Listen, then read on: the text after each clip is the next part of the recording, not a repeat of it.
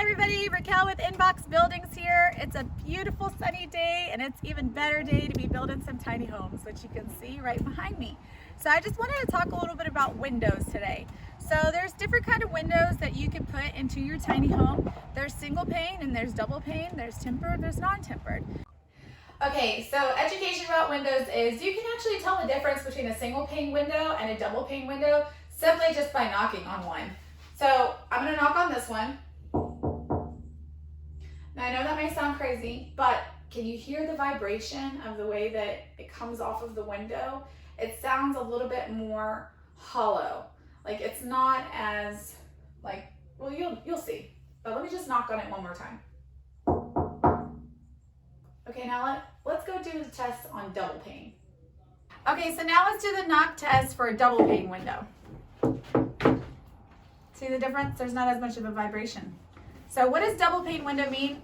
It literally means what it says. There's two panes inside the window. So it makes it a little bit safer and easier for transport. We offer all varieties. It just depends on what your budget is. If you get the premium model, which we offer, those are going to be double pane and tempered windows. And I think it's really important to go with that if you plan on taking this on the road. So if you plan on moving city to city, I mean, they're much safer to transport. You're not going to be worried so much about them cracking, which I think is really important. If you do like the single pane, like the cheaper kind of windows that you could probably even get like at your local store, you're going to have to board those up. And it's an additional step to make sure that you don't crack the windows, and there's really no guarantee that you won't crack the window.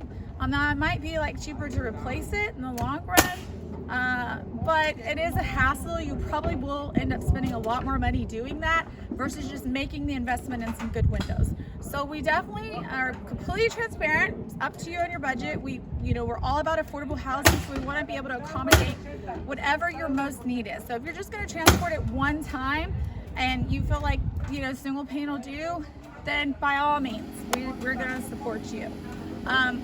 Some of our models come with 4 windows, some come with 6, and some even go up to 8. A lot of people, they tend to go more on the 6 to 8 selection because they like a lot of light.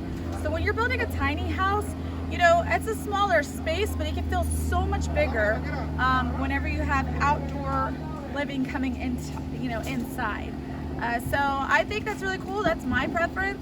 And we're going to show you in further videos down the road, like how, what our different designs are. But you can see to the one that's to the right of me, your left, that one is double pane and the one behind me is single pane. So again, the intention of the single pane is specifically for something that's just going to be sitting on a property. They're going to be Airbnb it out. It's going to just be one transport, not really anything with the intention of taking on the road. The other one, however, that we're building, the client wants to take it on the road and go across country living out of his tiny home. So that's where we definitely do press upon our clients, after we build it or before we build it, if that is your intention, what is the purpose of you building your tiny home? How are you going to be using it? And so I wouldn't have been comfortable as a builder putting in single pane windows when I know that he really needed the double pane.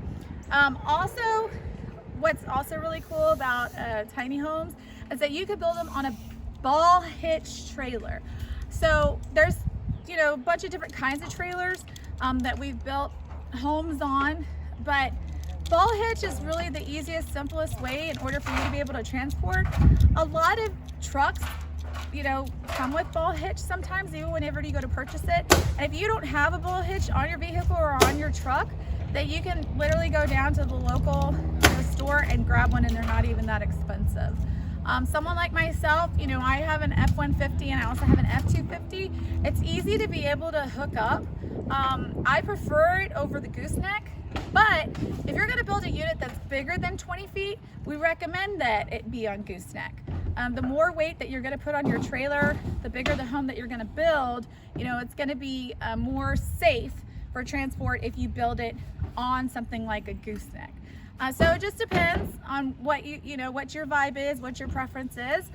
But most of the people that come to us for tiny homes are looking for a 20-footer, 20-footer, you can actually get a lot of space, even up to 200 square feet, which I know doesn't seem like a lot, but I'm telling you, when you're inside these things, it's actually quite enough sufficient space. If you haven't stayed in a tiny home before, my recommendation is go stay in one. We actually are doing our own Airbnb. Inbox Buildings it's going to be Inbox Hideouts. You can find one of our locations and come stay in one. It's a lot of fun. My kids love it. I have a 3 and 8-year-old, and it's like staying in like a little fun clubhouse. Like, it's so much fun for them. So those are just some tips whenever you're looking to build your tiny home. If you have any more questions about windows or trailers, and I want to do a whole other episode just on trailers, because I think it's so important for you to understand what you're building your structure on. But visit us at www.inboxbuildings.com, or you can call me at 346-400-2017. Again, that's 346-400-2017. Visit our Instagram at Inbox Buildings. We'll have more updates there. We can't wait to hear from you.